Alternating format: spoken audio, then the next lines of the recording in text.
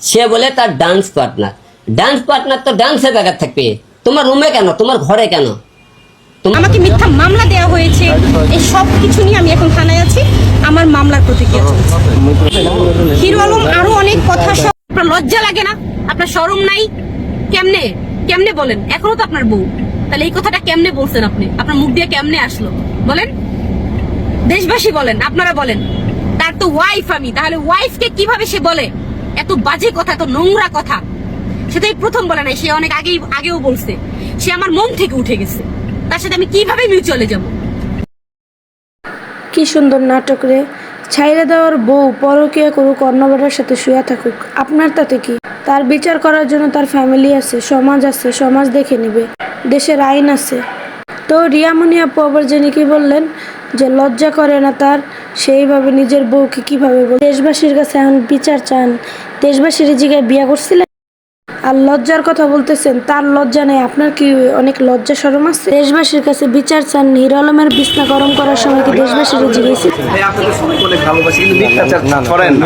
সবাই রেকর্ড করেন, একটা দেন আর একটা টাইটেলে লিখেন, সত্তর সবসময় আপনি মরবেন না, অবশ্যই মরবেন না আপনি। এই যে আবার ক্যারেক্টার লেক্স ম্যাক্স অভি, সে শাসাইতেছে সাংবাদিক গো, মরবেন না। হ্যাঁ, আপনারা এইসব নিউজ, তারা তো মরবো, আপনি তো বাচ্চা খাড়ায় থাকবেন, তাই না? আপনি এই আকাম ছাকাম কিভাবে? আজকে ও কালকে মরার কথা চিন্তা করলে কি মিডিয়া এসে আর এক মাগিলিয়া ফালাফালি করেন আপনি? আপনার ভিতরে কি মরার চিন্তা আছে? আপনার ভিতরে যেহেতু মরার চিন্তা নেই, আর একজনকে বলেন কিভাবে? পাবলিকের প্যাদানি খেয়েও শিক্ষা হয়নি, মাথায় তো বড় ব্যান্ডেজ নিয়ে ঘুরতেছেন। আমি বুঝি না রে ভাই, এদের মতো থার্ড ক্লাসের লো কোয়ালিটির মানুষ, যাদের লজ্জা শরম বলতে কিছু নেই, মান সম্মান আত্মসম্মান বলতে কিছু নেই, যা খুশি তাই করতে পারে, এদের পিছনে এত সাংবাদিক কইতে আহে?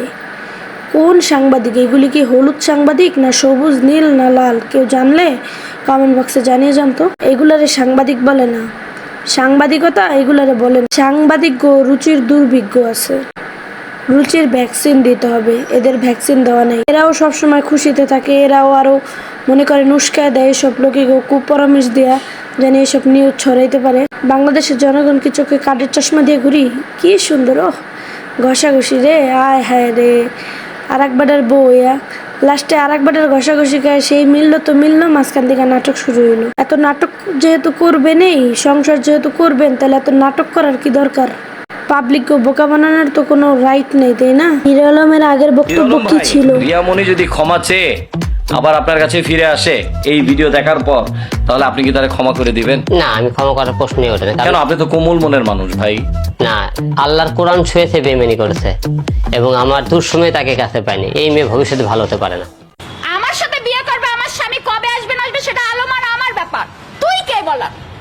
তোর তো 10টা বেটা আছে, তারপরেও তোর প্রত্যেকদিন আনন্দে লাগবে, আমি তো তা নিয়ে কোনো কমেন্ট করি না। তোর কবে কি লাগবে তোদের ব্যাপার, তোরা কি করবি। আর আলমের আর আমার সাথে যদি কখনো আমাদের পেপারসে বিয়ে হয়, সেটা আমার হাজবেন্ড কবে আসবে না আসবে সেটা আমরা বুঝে নেব। তুই রিয়ামণি বলার কে রে? কে রে তুই আমাকে এই কথা বলার? শোনেন, আমার এই সেলিম ভাই যে কষ্ট দিছে সেক্স করার সময়, আমাকে ভিডিও কল দিছে। নষ্ট, ওদের মতো নষ্ট, আলম রিয়া তো নষ্ট। আরো প্রমাণ আছে, খালি আমার মামলায় রিয়ামণি ঢুকুক, দুদকে খবর দিয়ে দেবো অনেক। আব্বারা কোন কোন আব্বারা আছেন আর পেছনে সব আব্বাদের নাম বলে দেবো অনেক। চেনে না আমি যে কোন বাপের মেয়ে, এখনো চেনে না। আমি যা কিছু করি শেষ দেখে ছাড়ি। এখন হিরো আলম রিয়ামণি মিলে গেছে, তাই বলে এই যে গাঁজা খুন্নি চাপা ভাঙ্গানি কি শুরু করে দিছে। মুখের ল্যাঙ্গুয়েজ কি দেখছেন? এই এদের মতো টোকাইদের ধরে ধরা এদের বিরুদ্ধে অ্যাকশন নেওয়ার দরকার।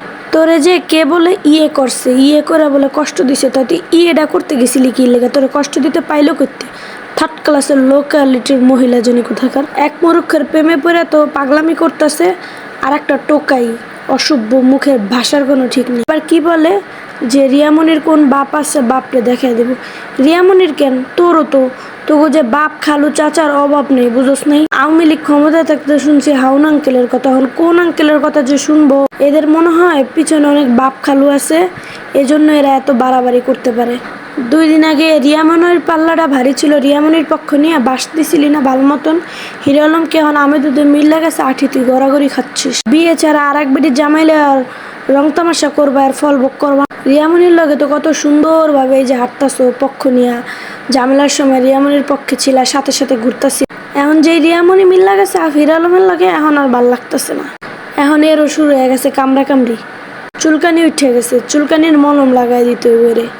এ হচ্ছে গিরগিটি। গিরগিটি না হলে রিয়ামনির পক্ষ নিয়ে আবার সুন্দর হিরো আলমের পক্ষে হিরো আলমরে মানাইতে গেছে। হিরো আলম বলে তারে চিনে না, দেখেন কত সুন্দর করে হাত ধরছে, হাত ধরার স্টাইলটা দেখেন, মাখামাখি ইস আঠার মতো লাগে রয়েছে। আর বুঝায় কিচ্ছু চিনে না, হিরো আলমও চিনে না, হ্যাঁ হ্যারে চিনে না। এই যে এখন আবার এই যে ঘুমের ওষুধ খায় ময়রা যাবে, আরে মরতো না, ঘুমের ওষুধ খাইছে। ভিউজ কামানোর লেগে এতটুকু রিস্ক নিতে হয়। একজনে পাও ধরে ভেটকাইতেছে ক্যামেরার সামনে, আর একজনে মাথাটা একবারে বুকের ভিতরে ঢুকায় হান দেয় রাখছে। এক বুকে কয়বারের রাহসরে বোন।